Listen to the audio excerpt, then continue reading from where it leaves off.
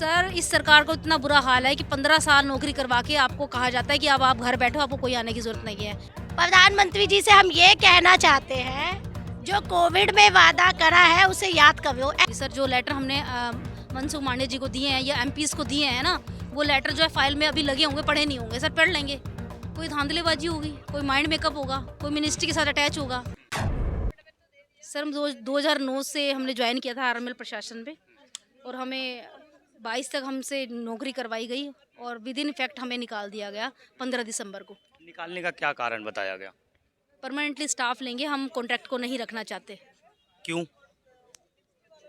कोई धांधलेबाजी होगी, कोई माइंड मेकअप होगा, कोई मिनिस्ट्री के साथ अटैच होगा, कुछ ना कुछ तो है ना कि परमानेंटली स्टाफ जो 1 लाख रुपए सैलरी उठा रहा है और हम 30,000 रुपये सैलरी उठा रहे हैं, एक ही सैलरी में हम 3 बंदे काम कर रहे हैं, तो कोई ना कोई रीज़न ही रहा होगा। वो रीज़न आप ही ढूंढिए ना, वो रीज़न क्या रहा होगा।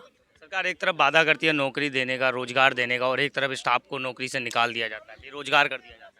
सर इस सरकार को इतना बुरा हाल है कि 15 साल नौकरी करवा के आपको कहा जाता है कि अब आप घर बैठो, आपको कोई आने की ज़रूरत नहीं है। हमारा एक्सपीरियंस भी भाड़ में गया, हमारी नौकरी 15 साल जो एक चीज़ को हमने दिए हैं, हमारा जो डिवोशन रहा है आरएमएल की तरफ, वो सब वेस्ट है। अब जब आपने डॉक्टरों से वहाँ बात की होगी, उन्होंने क्या कहा है? देखो सर, डॉक्टर्स का जो प्रोफेशन है वो अलग है, सिंपैथी उनकी पूरी है हमारे साथ, ऐसी बात नहीं है। वो रोज़ फ़ोन्स पे बात करते हैं, हम लोग वीडियो कॉल्स भी करते हैं कि हमने इकट्ठे काम किया है। सर 15 साल डॉक्टर सिस्टर का जो एक टीम वर्क होता है ना, वो हमसे ही होता है, लेकिन कहीं ना कहीं वो हमारे प्रोफेशन के साथ थोड़ा सा अलग है, क्योंकि वो डॉक्टर्स हैं, हम नर्सिंग ऑफिसर्स हैं, तो हम उनकी सिर्फ सिंपैथी चाहते हैं, वो जो हमें उन्होंने दी है, ऐसी बात नहीं है। हेल्थ मिनिस्टर के बाद पास जाके आपने गुहार लगाई थी, इसके बारे में बात की थी आपने? लेटर पे धूल चढ़ गई होगी। सर जो लेटर हमने मनसुख मांडे जी को दिए हैं या एमपीज को दिए हैं ना, वो लेटर जो है फाइल में अभी लगे होंगे, पढ़े नहीं होंगे। सर पढ़ लेंगे, थोड़े दिनों बाद कब पढ़ लेंगे? जब तक हमारे बच्चे भी यहाँ पे इसी जगह पे नहीं आ पाते। आपने यहाँ बोर्ड ले रखा है, इस पे लिख रखा है नर्सिंग की है, ये है पुकार, बंद करो अत्याचार, तो अत्याचारी तो है। 15 साल के बाद अगर आपको भी मीडिया कर्मी निकाल देता है, कोई भी आपकी डिपार्टमेंट वाला 15 साल आपसे जॉब करवा के, आपका बच्चा जब बड़ा होता है तो ये देखता है कि 15 साल के बाद मेरे पापा को निकाल दिया गया है किसी डिपार्टमेंट से, तो आप खुद सोच सकते हो ना कि मैं क्या बोलना चाह रही हूँ आपको, आप खुद सोच सकते हो। कुछ नहीं दिया सर, बस 2 घंटे में कहा कि चले जाओ। बस मैं आपसे ये पूछना चाहती हूँ, जब भी हम दर्द से तड़पते हैं, लोग हमारे पास आते हैं, हमें भगवान कहते हैं, आज उन भगवानों को कैसे निकाल दिया। 15 साल काम कराया, आधी तनख्वाह में 30,000 में, और उसके बाद अब हमें बोलते हैं कि आप चले जाओ। क्या करें हम, आप बताओ। 15 साल काम कराने के बाद आपको कह देते हैं कि चले जाओ जी, तो क्या करें बताओ। एक तरफ प्रधानमंत्री जी रोजगार की बात करते हैं कि हम भारत को रोजगार दे रहे हैं, लोगों को रोजगार दे रहे हैं, और एक तरफ फिर रोजगार छीन लिया जाता है। आप जैसे बता रहे हो 2 घंटे के अंदर। हाँ, 2 घंटे के अंदर अब रोजगार छीन लिया जाता है, तो इसी सवाल का तो जवाब चाहिए कि रोजगार क्यों छीन लिया जाता है। इसीलिए तो आए हैं यहाँ पे इतने सारे लोग। सर ये षड्यंत्र है, बहुत बड़ा षड्यंत्र है, मैं बता रही हूँ। षड्यंत्र है सर एक ही सैलरी में 3 बंदे काम कर रहे हैं गवर्नमेंट में, तो गवर्नमेंट को तो फायदा हो गया ना। जब हम एक ही सैलरी में 3 स्टाफ काम कर रही हैं, और वो अभी जो परमानेंट स्टाफ लिया है वो 1 लाख रुपए सैलरी में काम कर रहा है, तो कहीं ना कहीं आप बताओ ना, आप खुद भी सोच सकते हो, ये तो षड्यंत्र है, बहुत बड़ा षड्यंत्र है। 15 साल से तो नौकरी चल रही थी ना, 15 साल से तो वो पेमेंट दे रहे थे ना, फिर अभी एकदम अचानक ऐसा क्या हो गया कि उनको परमानेंटली स्टाफ चाहिए, उनको 1 लाख वाला स्टाफ चाहिए, उनको 30,000 वाला स्टाफ नहीं चाहिए। मैं आपको सीधा सीधा बात बता रही हूँ। नई ज्वाइनिंग आई, उन्होंने हमें बोल दिया कि आप लोग जाओ, सीधा मतलब उन्होंने ये कहा कि आप लोग जाओ, अब हमें आपकी जरूरत नहीं है, बस। प्रधानमंत्री जी से क्या है? प्रधानमंत्री जी से हम ये कहना चाहते हैं, जो कोविड में वादा करा है उसे याद करो। ऐसे तो दिल्ली गवर्नमेंट में देखो हजारों लोग लगे हुए हैं, केजरीवाल जी ने वादा करा, रख रहे हैं ना। 85,000 सैलरी है परमानेंट स्टाफ की, 85,000 सैलरी है, ठीक है, पूरा रेट मिल रहा है उन्हें। हम वो भी नहीं कहते, हम ये कहते हैं हमारी जॉब तो हमें दो। वहाँ पे एक ब्रेक आता है, यहाँ 3 महीने में एक ब्रेक आ जाता है। आप बताइए क्या करें। तो अभी अगला कदम आपका क्या होगा अगर बात नहीं मानते? देखिए अगले कदम का तो वो भी हम अब हमारी बात जहाँ तक जाती है, अगर हम यही सोचते रहे कि अगला कदम क्या करेंगे, तो पहला ही नहीं रख पाएंगे ना।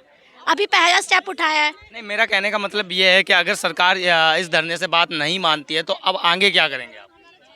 आगे तो जब ही करेंगे जब ये धरने से नहीं मानेगी। हम शांतिपूर्वक अपना ये धरना रखेंगे, और आगे की जब जैसे ही अगर हमारी सरकार हमारी थोड़ी भी बात अगर सोचती है या सुनती है तो हमें लगेगा कि हाँ हमारी बात सुनी जा रही है। तो हमें लगता है पहले हमें शांतिपूर्वक यहाँ बैठ के अपनी बात को कहना चाहिए। उसके बाद अगर हमें रोडों पे भी उतरना पड़ा या हमें डंडे भी खाने पड़े गवर्नमेंट के तो हम खाएंगे, लेकिन अभी हम शांतिपूर्वक अपनी बात सरकार तक पहुँचाने की कोशिश करेंगे आपके ज़रिए। बहुत बहुत धन्यवाद।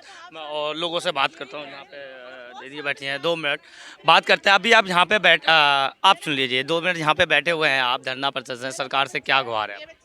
हमारी सरकार से यही गुहार है कि हमने कोविड में इतना काम किया और उसका हमें उन्होंने शिलान्यास दिया कि आज हमारे बच्चों को भूखे मारने के लिए हमें नौकरी से ही हटा दिया। हम तो आधी सैलरी में नौकरी कर रहे थे 30,000 में, तो 30 देने से भी हमें ठुकरा दिया है।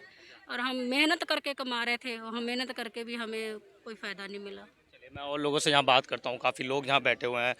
आप यहाँ पे आए हुए हैं, धरना प्रदर्शन कर रहे हैं, यहाँ पर प्रधानमंत्री जी से सेंट्रल से गुहार लगा रहे हैं। और जैसे मैं अभी बात कर रहा था, पीछे कह रहे 2 घंटे के अंदर आपको मना कर दिया गया है जॉब से, तो अभी आप क्या कहेंगे?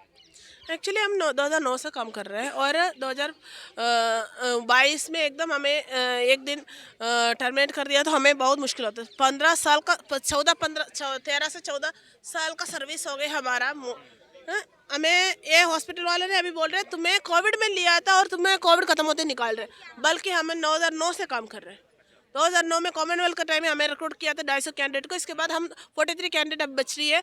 उनको तो हमें कोविड में हम नहीं मानेंगे, हमें कोविड में लिया था और कोविड में निकाल रहा है।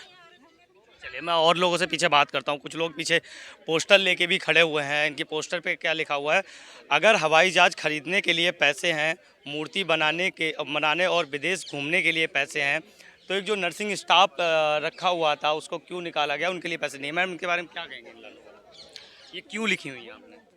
नहीं, गवर्नमेंट के पास हर चीज़ के लिए पैसा है, लेकिन हमारी तनख्वाह देने के लिए पैसा नहीं है।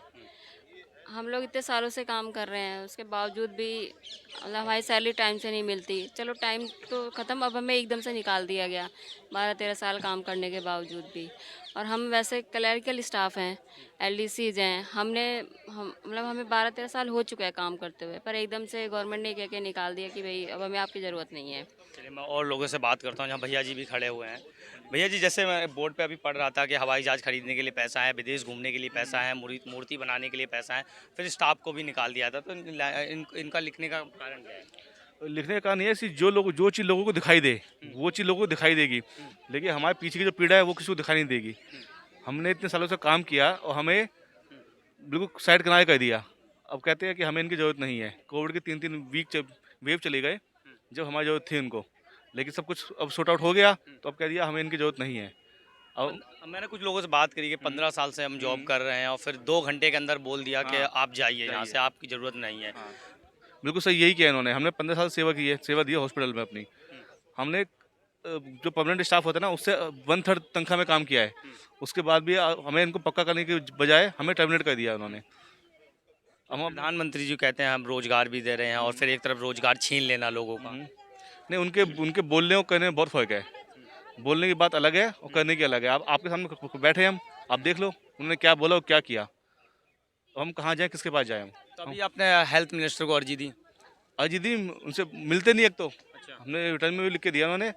ना चिट्ठी पकड़ते हैं ना कुछ लेते हैं। वो कहते हैं कि हमारे हाथ में कुछ नहीं है, आपको जो करना वो करो। चलिए मैं और भैया जी, यहाँ पर आप आए हैं, धरना प्रदर्शन दे रहे हैं, क्या क्या मांगे हैं सरकार से? सर मांगे हमारी यही है कि हमें दोबारा जॉब पर वापस लिया जाए।